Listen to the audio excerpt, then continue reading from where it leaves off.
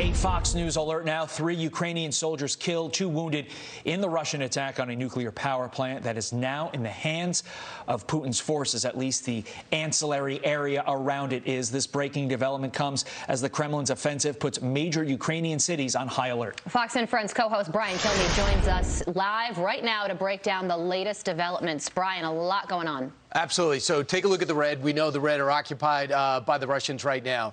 The biggest news is, well, not the biggest, but the biggest city to fall so far is Kherson. The big worry is this other border city, and of course we're going to talk about Odessa in a second. And Melitopol is also being hammered right at this hour. This has always been occupied, but these 2 nuclear sites are something we're going to get to in a moment. Let's move ahead and talk about what's going on with the longest, most still convoy in the history of man. The goal, we understand, was to surround Kyiv. Believe it or not, with a 40-mile convoy full of 15 to 20,000 soldiers, they still wouldn't be able to ring Kyiv.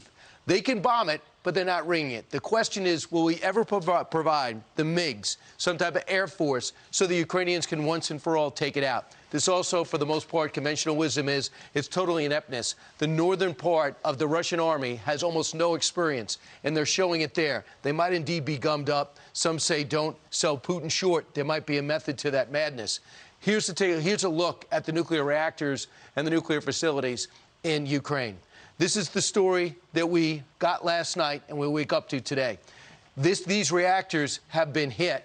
There was a small fire. There's no radiation leak at this time. We find out that 25% of the country is powered by these 6 reactors, and there's 5 separate facilities there. So there's 2 things. Are they inept, the Russian forces, or are they flat out evil? Are they saying, the same people that brought you the nuclear threat last week, who says we have nuclear weapons, are they saying we don't care about blowing up a nuclear reactor? Back off, NATO. Don't do anything. So we'll take another closer look at this and see where we're at right now. This is the facility. As you see, 6 separate reactors. We see that 1 was blown, that there was a fire there. 2 people were hurt, according to the IAEA. And the bigger story is the Russians are in control. It's about 18 degrees, we understand, in this part of Ukraine. Let me ask you something. Is this a time where you want to lose heat, where you want to lose light? I think that's very much a part of the calculus.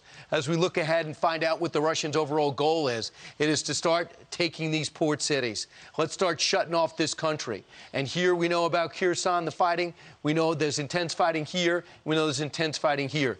To clear it out and move forward, this is the other story. You have 6 Russian warships sitting off the coast of the Black Sea. They seemingly can move in at any time. It could happen today. We thought it could happen yesterday. But at some point, they will move up. And when they move up, this will shut down. This will become a landlocked country.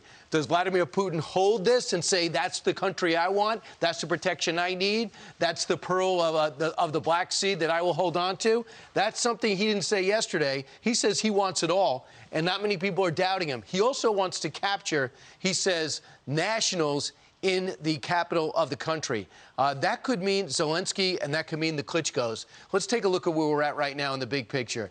Ukraine here, and Belarus is now saying that they are going to get into the action. Another worry is Moldova. They're saying, I'm right in the middle of this thing. They keep on threatening us. Do I need to get my arms ready? And the answer to that is yes. In fact, arm the refugees. You're getting about 20 to 30,000. You're going to need as much help as you can get. And what are the allies doing? Almost absolutely nothing, except for support. But the problem is most of the support now has to come from Poland into the country, because over here is no longer an option. What I thought was really distressing was when Zelensky came out and said, the president's doing everything we can to help. It's a pity it's taken so long. Imagine if they were able to do this last month, 2 months ago, 3 months ago. How many arms, how much supplies they would actually have. Todd and Carly, back to you.